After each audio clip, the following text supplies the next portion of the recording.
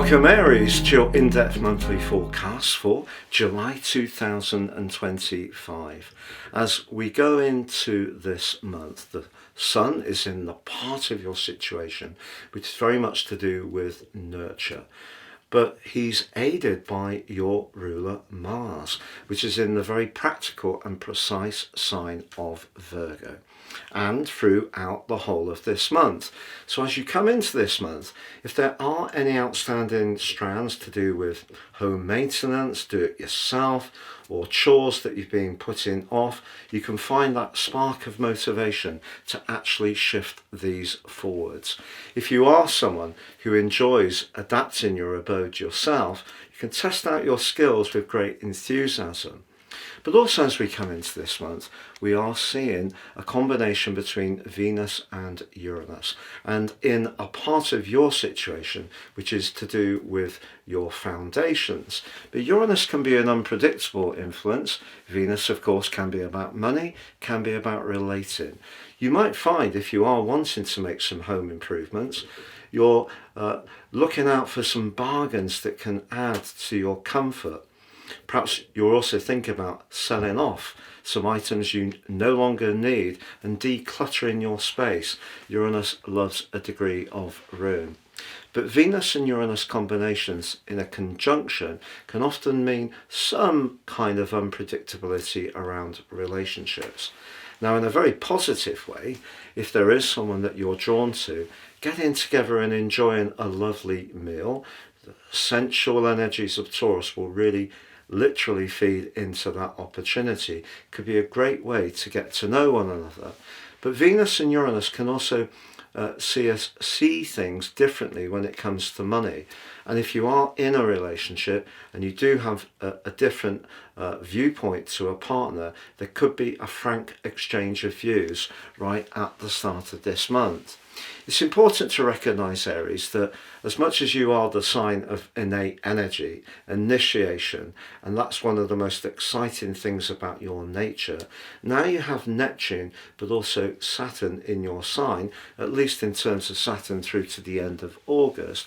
You're being asked in a way to focus your creativity and imagination, Neptune, and your industry and applications, Saturn, upon things that are very, very narrowly focused.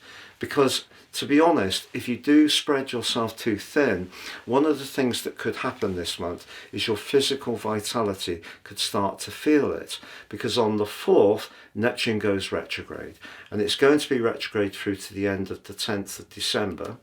Then on the 13th, Saturn follows suit, also goes retrograde, but of course will invert back into the sign of Pisces, a very psychological area, on the 1st of September. So whilst they're together, you can use them effectively despite the retrograde, but it is important to set your targets in that narrow way that I describe. So although you come into this month with your physical vitality very strong and ideal for grappling with those home-based chores and tasks, when it comes to new beginnings or anything that you're wanting to manifest your individual spirit around, I think you have to be quite selective. Now, if you are going through a fresh start around relationships, the combination between Venus and Uranus could mean that things are quite changeable around who you're attracted to, who you're spending time with, even socially.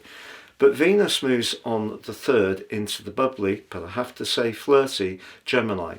Through to the 31st, this could lead to some unexpected but also quite exciting and engaging encounters. If you are someone who enjoys reading, researching, perhaps even going on short journeys, this is an excellent position for Venus to be in. But on the 7th, Uranus joins up with Venus and moves into Gemini for the first time in 84 years. So this is a really big deal. It's going to go on for 5 months through to the 8th of November. And what's going to happen is Uranus links back to Saturn and Neptune in your sign, in a enabling sextile, but also in a brilliant trine to Pluto in Aquarius. And Pluto in Aquarius is asking you to think about your long-term future.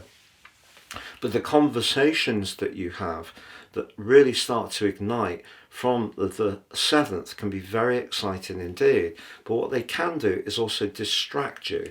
So what Saturn and Neptune are asking you to do is to try to retain that focus, despite the fact that there could be some different options which could be very intriguing.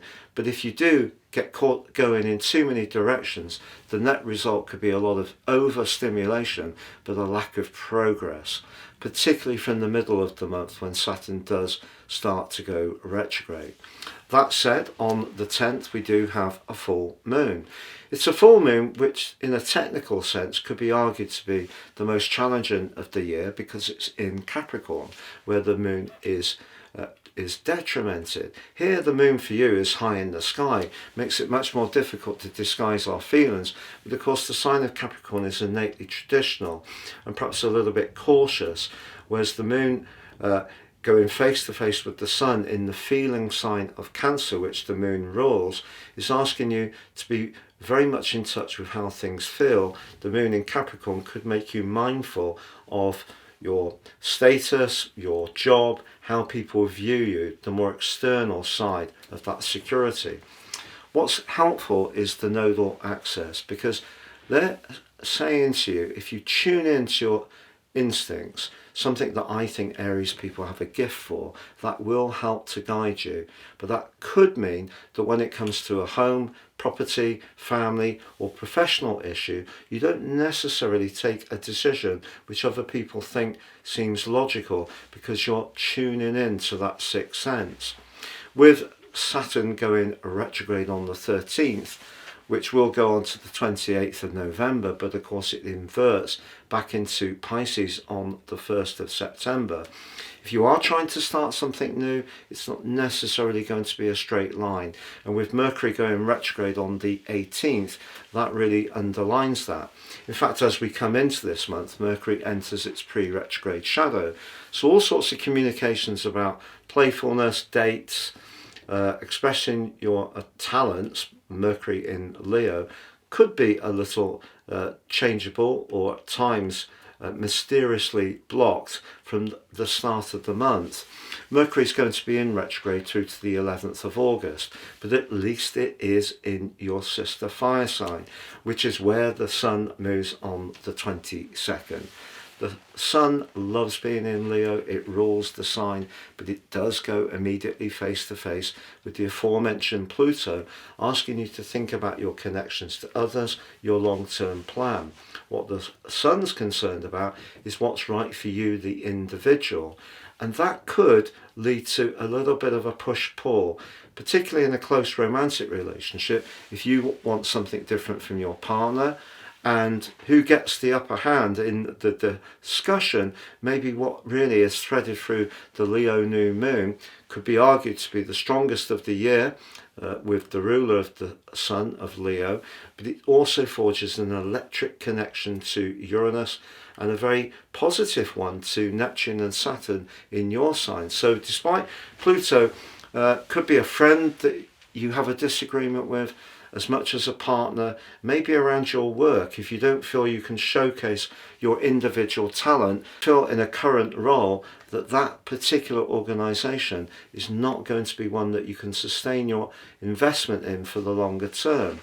Now, because Chiron in your sign goes retrograde on the 30th through to the 2nd of January, if you are grappling in any way with your identity, with Saturn and Neptune in retrograde, Mercury in some ways muting your connections to others, there's a lot of food for thought. And Venus moves on the 31st into the sign of Cancer, just to ask you to connect to someone who's got more of an emotional compass if you do feel a bit stuck. In fact, there is a Mercury cazimi as the month closes, but it's an inferior conjunction because of Mercury's retrograde. What you think about or discuss at this time could require you to reset. But do you know, sometimes Mercury retrogrades can be for the good, because at times we do need to look at things again, recalibrate and direct our energies in a fresh way, and that could be part of the process towards the end of this month.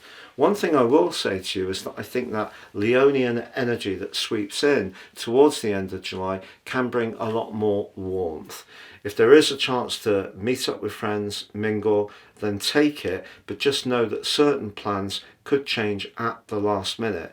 But when it comes to something you're very individually invested or attached to, just expect that things will slow down this month, and you will end up a little bit drained if you're trying to do too many things at once. So it's definitely a month to identify and maximize your energy and investment on the things that are truly important. It's been great being with you, Aries. Thank you so much for joining me. Have a great July. If you'd like to work with me directly and have a particular issue that would benefit from a one-to-one, please see my testimonials below. But also with year 2025 absolutely racing by, you can order your year 2026 personal forecast now, and I'll give you in my special offer the rest of this year free.